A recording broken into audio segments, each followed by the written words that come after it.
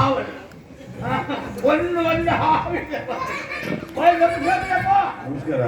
ಒಂದಾಯ್ತಾ? ಯಾರು?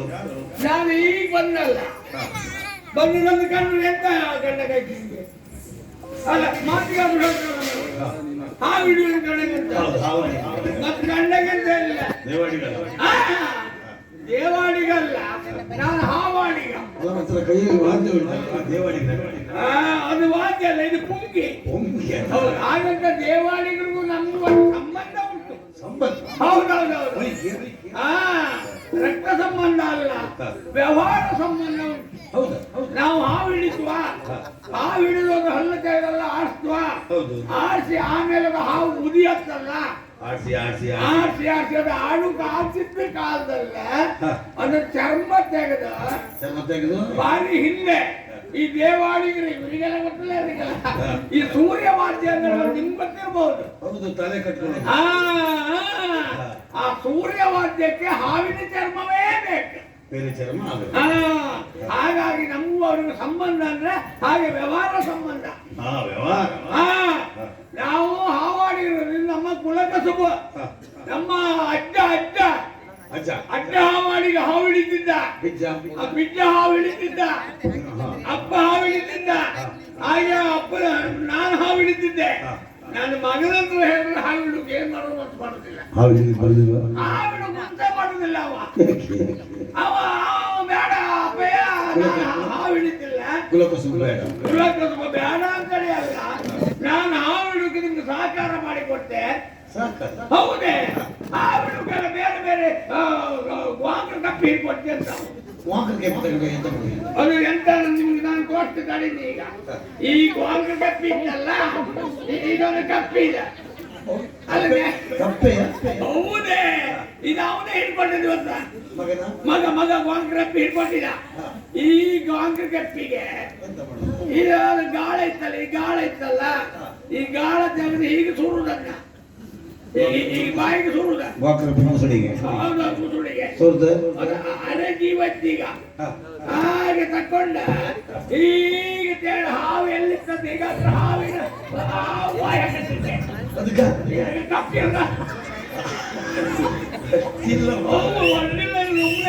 ಮಗ ಒಳ್ಳೆ ತಯಾರು ಮಾಡಿದ್ದ. ನಾನು ಹಾವು ಹಿಡಿದ್ರಲ್ಲಿ ಕಪ್ಪಿ ಹಿಡ್ಕೊಂಡ. ಹಾಗಂತ ಈಗ ಹಾವು ಹಿಡಿಯುವಂತ ಬಂದೆ, ಎಲ್ಲಿಷ್ಟು ದೂರ ಬಂದು ಒಂದೇ ಒಂದು ಹಾವು ಇಲ್ಲ. ಇದು ಸರೈವು ಎಂತಂದ್ರೆ ಸರಾಯಿ ನದಿಯಾ? ಸರಾಯಿ ನದಿ ಅಲ್ಲ,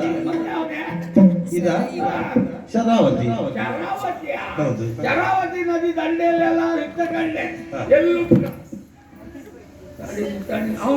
ಅವನೆಂತ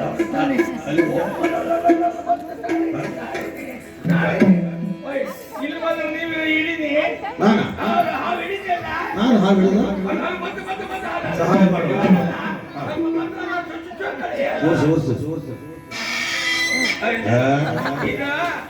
ಇದು ಸಣ್ಣ ಹಿಡುಗಂತಿಲ್ಲ, ಇದು ಕುದುರೆ ಹಿಡು ಸೊರ.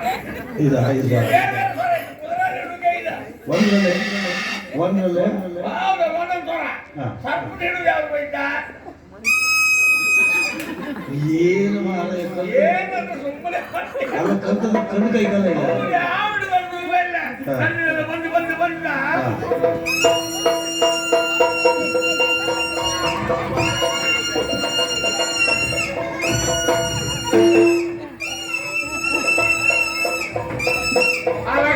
ನಾನು ಹಾವಿಡೋದು ಹೋಗ್ತೀನಿ, ನಾನು ಬಾಗಿಲು ಕಪ್ಪಿಗೆ ಕೈ ಹಾಕ್ತಿರ್ತೇನೆ.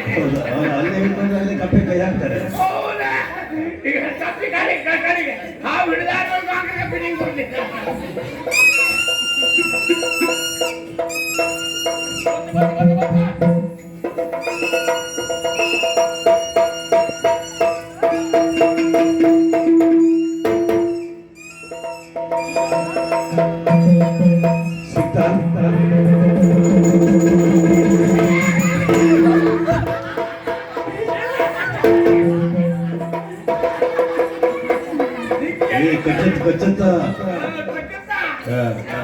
ಹಾವು ಕೊಚ್ಚುದೇ ಇಲ್ಲ, ಹಾವು ಕಚ್ಚಿದ್ರೆ ಕೊಚ್ಚುದೇ ಇಲ್ಲ.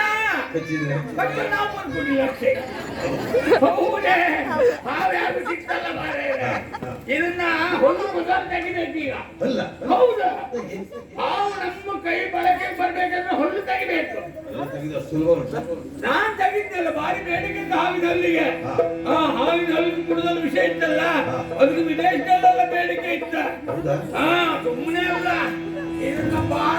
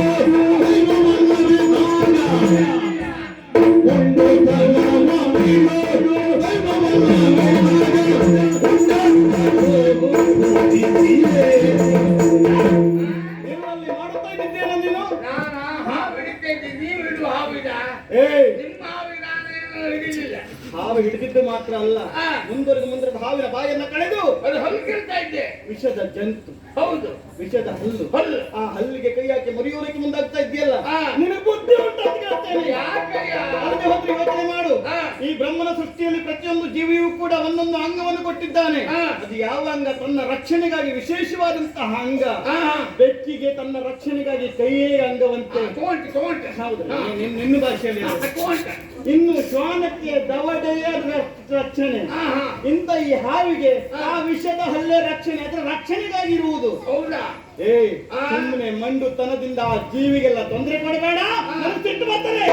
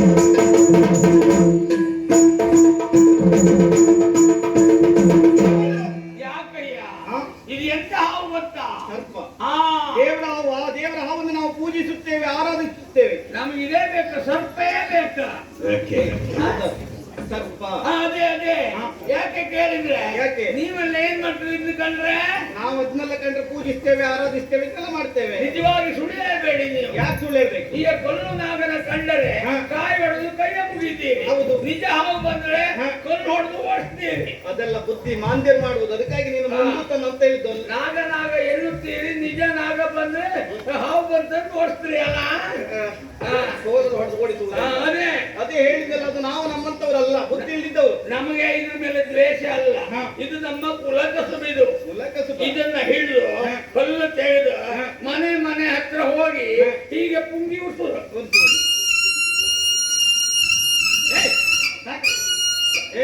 ಬಂದ್ರು ಬಂತು ಈಗ ಹೌದೇ ಇವತ್ತು ಮಧ್ಯಾಹ್ನ ಇಡೀ ಮನೆ ಸುತ್ತಲ ತಿರ್ತಿದ್ದೆ ನೀನೇ ತಿರ್ತಾ ಇದ್ದಿದ್ದ ಇವ್ರು ಅನ್ನದಾತ್ರಿ ಇವ್ರೆ ಇವತ್ತು ನಮ್ಗೆ ಈ ಅಕ್ಕ ಮಧ್ಯಾಹ್ನ ಮುಂಗಾಕದ ಇವ್ರೆ ಹೌದಾ ಆದ್ರೂ ಒಂದು ಒಂದೇ ಇಲ್ಲ ಬೆಳಗಿನ ಸಾಯಂಕಾಲದವರೆಗೆ ಒಂದೇ ಯಾವ್ದು ಸಿಕ್ಕಿದೆ ನನಗೆ ನಿನಗೆ ನಮ್ಗೆ ಒಂದ್ಸರಿ ಸಿಕ್ಕಿದ ಕಲ್ಲು ತಿಂಗಳು ಆಗ್ತದೆ. ಹೌದಾ ಇವತ್ತಾದ್ರೆ ಉಂಟಾ ಆಕಸ್ಮಿಕ ಸಿಕ್ಕಿದ್ವಿ ಹಾವು. ಹೌದಾ? ನನ್ನ ಕುಲಕಸು ಒಡೆಯ ನೀವು ಗಂಡ ಬರಬೇಡಿ. ಅಯ್ಯ ನಿನ್ನಲ್ಲೇ ವಿಷಯ ಹೇಳ್ತೇನೆ.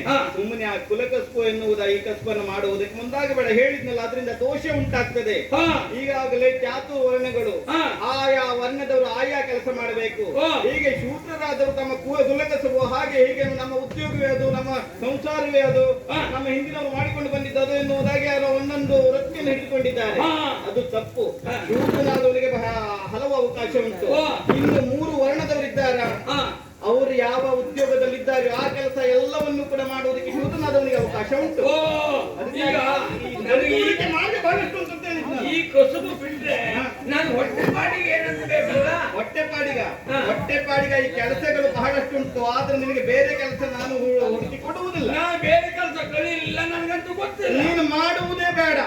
ನೀನು ಇನ್ನು ಎಷ್ಟು ವರ್ಷ ಇರ್ತೀಯೋ ಅಷ್ಟು ವರ್ಷ ನೀನು ಕುಳಿತಲ್ಲೇ ತಿನ್ನಬಹುದು. ಅಷ್ಟು ನಾನು ಒದಗಿಸಿ ಕೊಡ್ತೇನೆ ನಿನಗೆ. ಗೊತ್ತಾಯ್ತಯ್ಯ? ನನ್ನ ಕಾಲು ಮುರಿದಾಗ್ತೀರಿ ಅಲ್ಲ? ಹೌದು. ಕಾಲು ಮುರಿದಾಗ ಕೂತ್ಕೊಂಡು ನಮ್ಮ ಗಿಡ ಹಾಕೊಂಡು ಕೂತ್ಕೊಂಡ್ಬೋದು. ಕೈ ಕಾಲು ಮುರಿಯುವುದಲ್ಲ, ಅಂತದಕ್ಕೆಲ್ಲ ನಾನು ಮುಂದಾಗುವುದಿಲ್ಲ. ಇದು ನನ್ನಲ್ಲಿ ಉಂಟಲ್ಲ, ಇದು ನಾನು ಧರಿಸಿರುವಂತಹ ವಿಶೇಷವಾದಂತಹ ರತ್ನ. ಇದು ರತ್ನ ಖಡ್ಗ.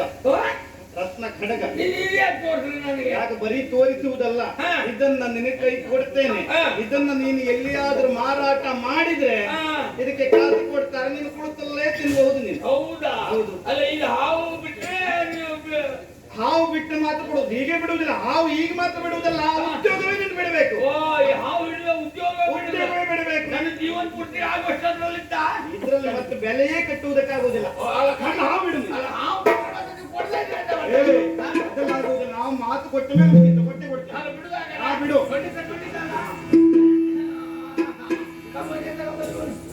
ಕಾಣುವುದಲ್ಲ, ನಿನ್ ಕೈಗೆ ಕೊಡ್ತಾ ಇದ್ದಿದ್ದು. ಇಲ್ಲ ಹಿಡ್ಕೋ.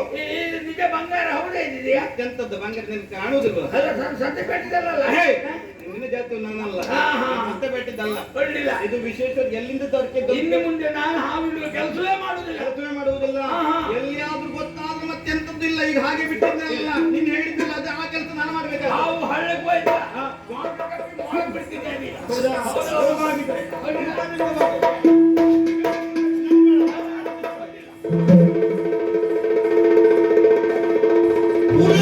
Thank you.